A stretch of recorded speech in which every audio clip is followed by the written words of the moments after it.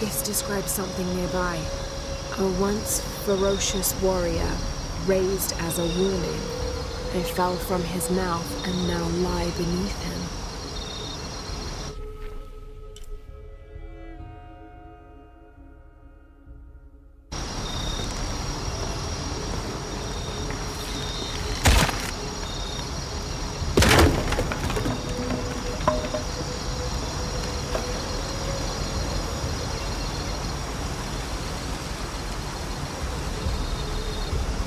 This should come in handy.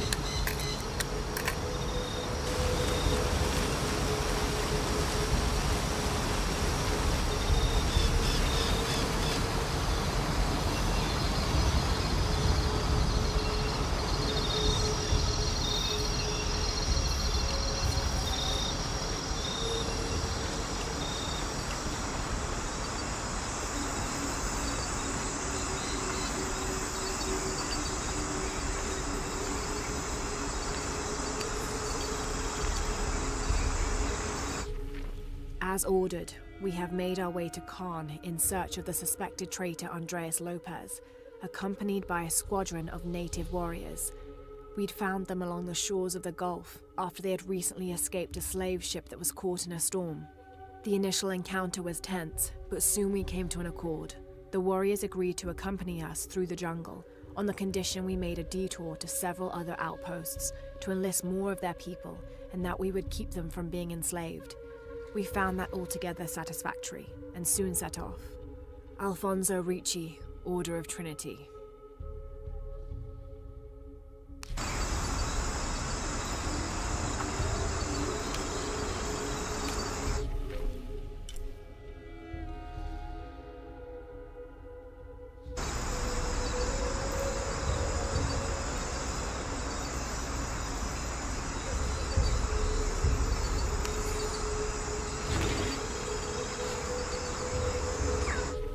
They have several sites all over South America.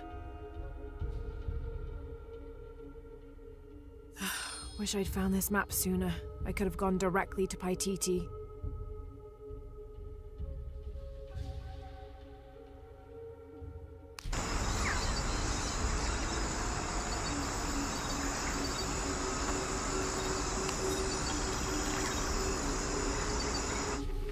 Dressed in native garb, we entered the city. Those healthy enough to resist our advance met us with spears. We bowed and told them Kukulkan Khan had sent us to cleanse the city of sickness. We administered balms and medicine to the city's leaders and those we thought worth saving, buried the dead, and comforted the dying. Slowly, the people came to trust and soon rely on our aid.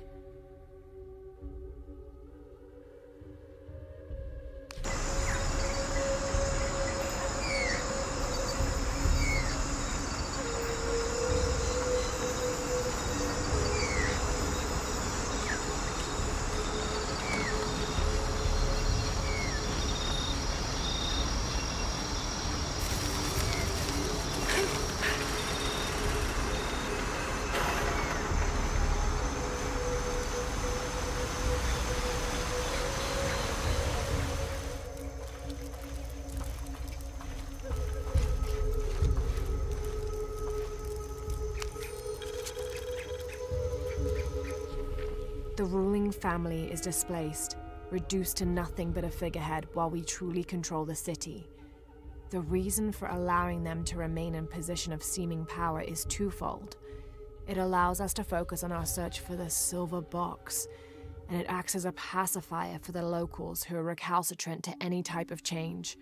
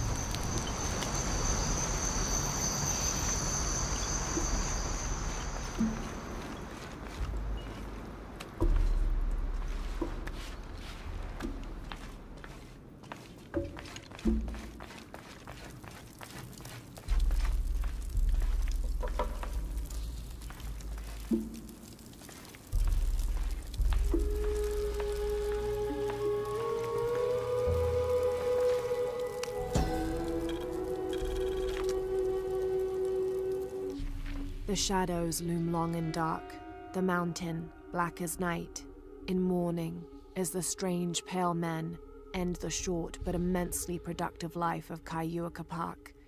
He whose yearning for greatness lashed this city to his shoulders and carried it upwards, who only ever asked for Enti to warm his brow as he worked, in the streams or fields or brickyards. Kayuakapak made a deal with the strange men. He gave his life so that we may live ours, free, but under the new rule of these men from distant lands.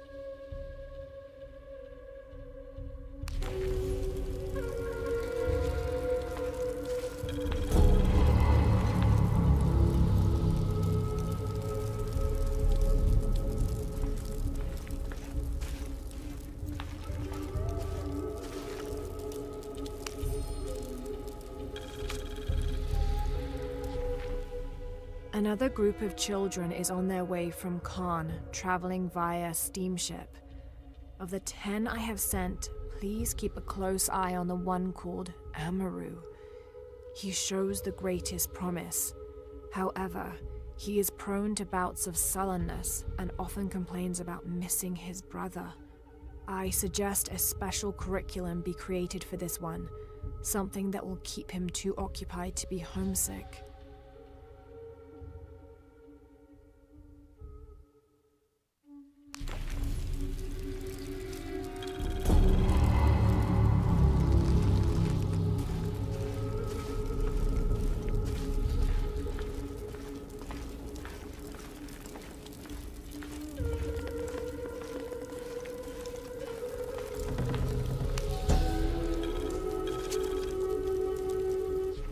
Kukulkan Khan bid me to join the ranks of the priesthood. The pantheon of Paititians is a patchwork of several cultures. I'll need to study their rituals, their beliefs, and learn how we can use their own gods against them. The ones from across the water are devious and intelligent. I do not doubt the city will soon be united under the control of Kukulkan Khan.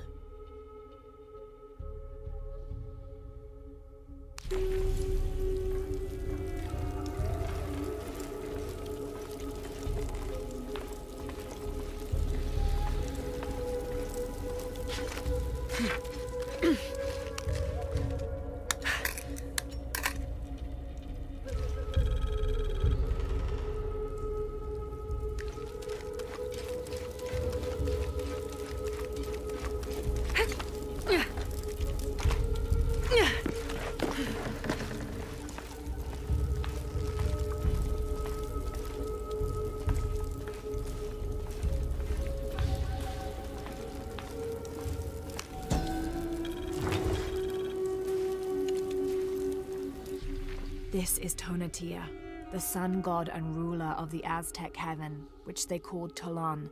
He was literally the sun itself, the 5th one in fact, presiding over the 5th age after the 4 previous suns had perished. The Aztecs believed they had to sacrifice to him regularly, or else he would refuse to move across the sky. He was strongly associated with eagles, unsurprisingly, and was often depicted wearing their feathers and carrying weapons such as arrows and shields, or instruments specifically created for human sacrifice.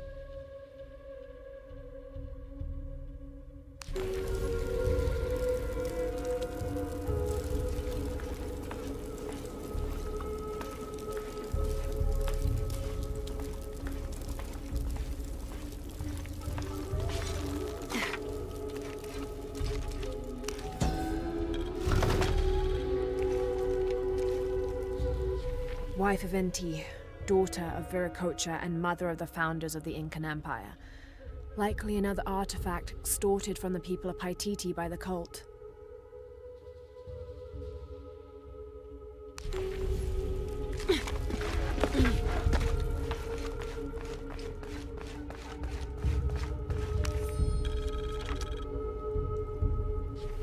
The city's priests, or shamans if we mean to differentiate between the heathens and those who toil in the Lord's light, were the first to come forward, the first to listen, to hear of the state of the outside world. And thereupon, several of them felt completely cheated and begged to be baptized. They reasoned rightly their worship and trust was misplaced in the traditional deities of these lands. For as one stated, if your god has brought you here, across the world, then he truly must be the most powerful, and only a fool would not bow to such a being. We will teach these shamans English, and have them teach the population of Paititi.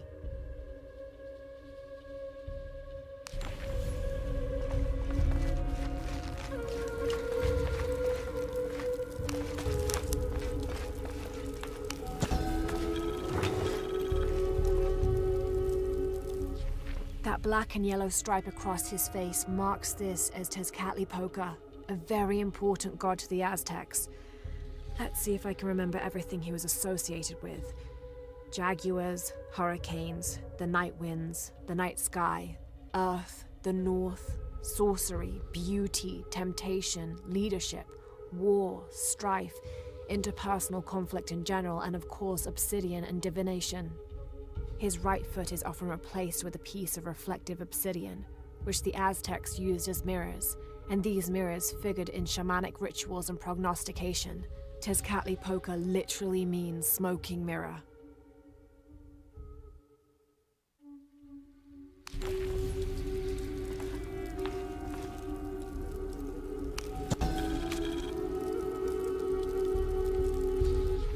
In an effort to reduce the possibility of disease entering Paititi, Emperor Shika hereby temporarily bans all citizens from exiting the city. Anyone currently beyond the city's limits will not be authorized to re-enter. Paititi is still recovering from a recent epidemic, and any other outbreaks could tip the already precarious balance. By order of the cult of Kukulkan.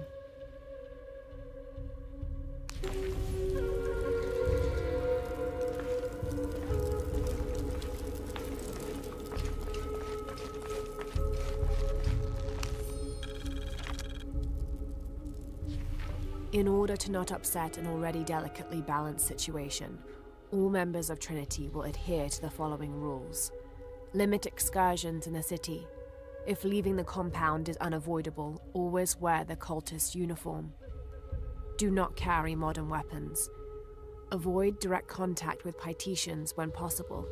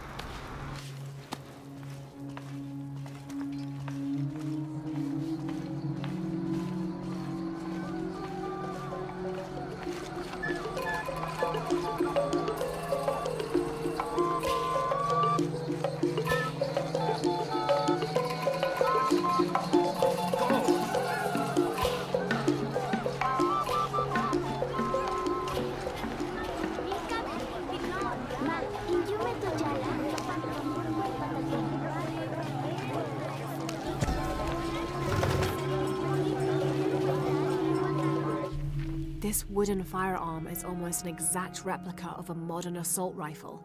The artisan who made this must have had an excellent memory or worked from a model, perhaps a weapon stolen from Trinity.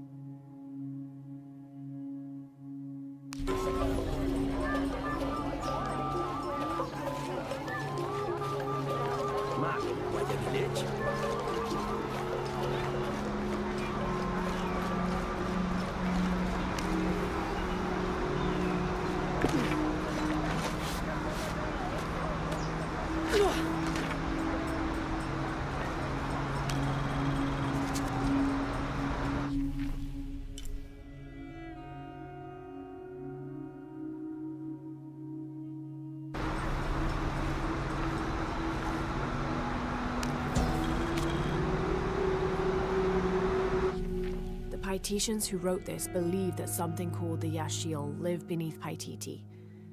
According to this record, these beings are strongest during astrological events, which is consistent with the legends, but they also attack and feed on humans, but that's not the behavior that usually appears in the stories.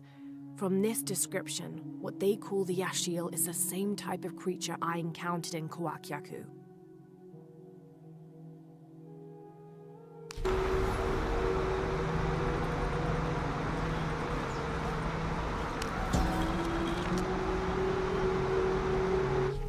When the crimson fire smokes, seek your mirror. Bit enigmatic that. I wonder what it's supposed to mean.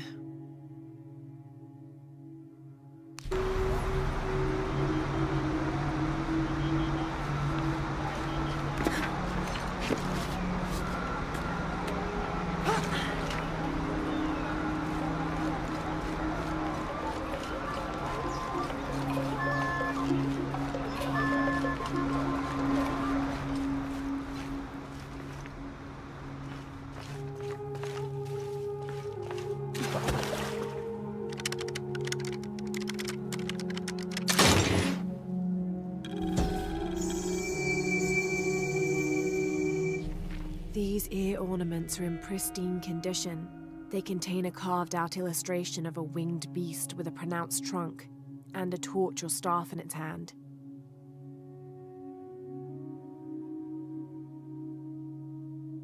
This type of jewelry is a symbol of wealth and prosperity, maybe even belonging to royalty.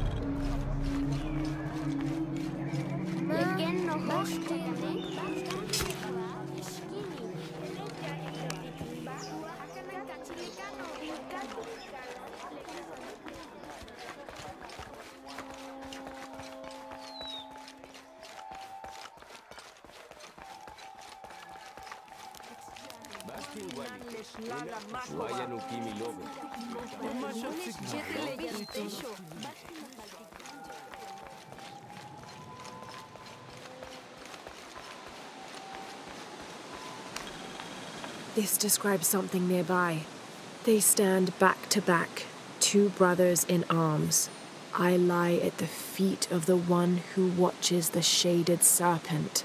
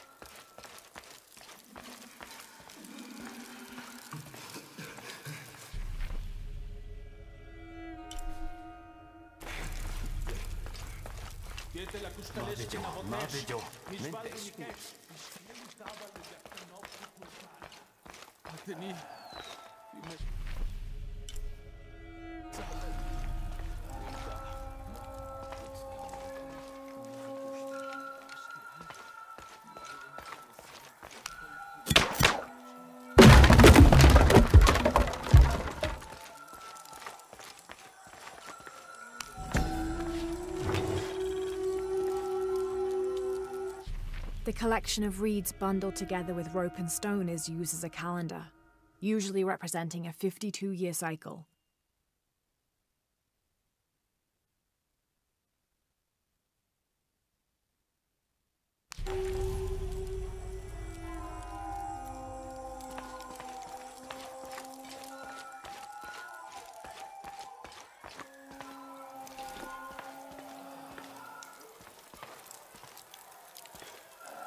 Hanno vintage casi, ma questa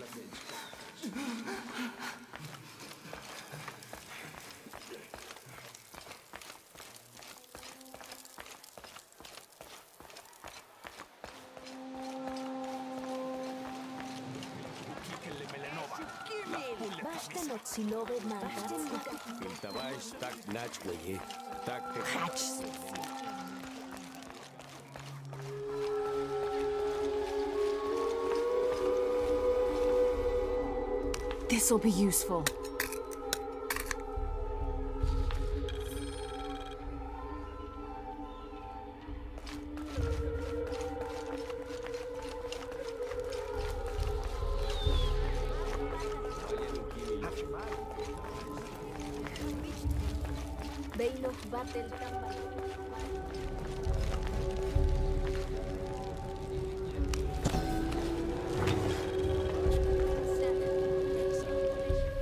Bulging eyes, fangs. This is Tlaloc, the Aztec god of rain and storms. In his gentler temperament, he's also the god of water and fertility, bestowing life and sustenance. But on the other side of the coin, he's responsible for thunder and lightning, hail, and the other destructive aspects of water, including erosion, affiliating him with caves, pools, and springs. Oddly enough, he lives in a mountain.